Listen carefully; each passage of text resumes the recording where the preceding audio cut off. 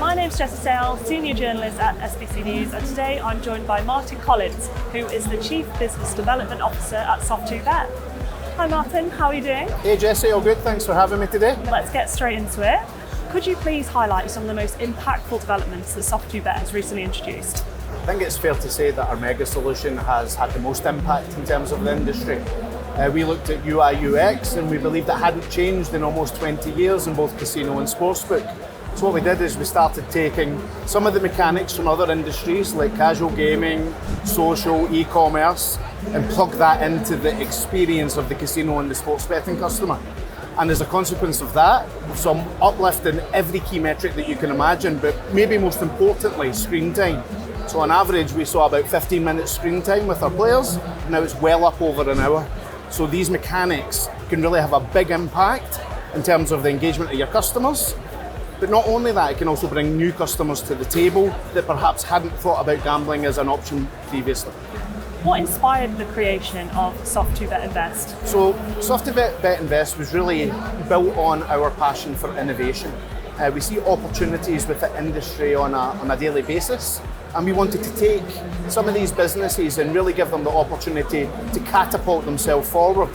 Too often funds within the industry have been very much about cash and being able to get an ROI from that cash. Whereas we believe that we can use our ecosystem and our liquidity to actually test and improve and iterate on the products that we invest in.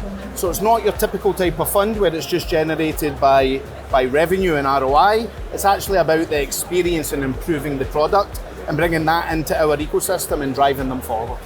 How do you think Soft2Bet Invest aligns with the company's broader strategic goals? So whether we like it or not, technical resource isn't always available, and you don't always have all of the ideas all of the time.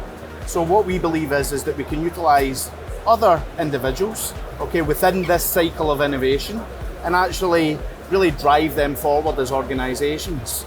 So it's more about driving value with these businesses and taking them to that next step, perhaps a little bit faster than they would have anticipated if they were growing organically, and giving them that real base in order to grow their business. The industry is constantly evolving with new technologies, regulations and dynamics. How is Soft2Bet preparing to navigate this and also maintain its competitive edge? Okay, so you're right, the industry changes day by day, week by week, month by month, quarter by quarter, year by year. Every day is a new day, but I think that's why at Soft2Bet we absolutely love working in this industry, because you're faced with challenges that you need to overcome. And if you do overcome them and you face them in the right way, then you can have positive outcomes. And at Soft2Bet, genuinely, we love this challenge. We love this barrier in front of us that we have to break down and sustain our growth. And that's the entire business is built upon growth. That's really what we stand for. And without that attitude, without that approach to the challenge, you'd never be able to achieve anything. So every day is a new day, and that's how we look at it at Soft2Bet. Finally, how does Soft2Bet plan to expand its footprint into new and existing markets? Okay, so we're currently either in or going to be in 13 markets. Okay. And our regulated footprint is something that's very, very important for us. We know that we want to continue to expand. We'll be in the US early next year, along with Ontario imminently. So North America really is something of focus for us at the moment.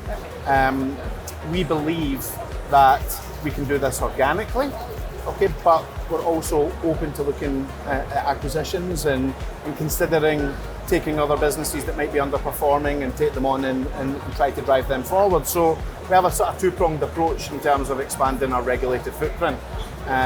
We think we can do it organically with our existing B2C brands, and we've spoken a lot over the last few months about creating proofs of concept for B2B.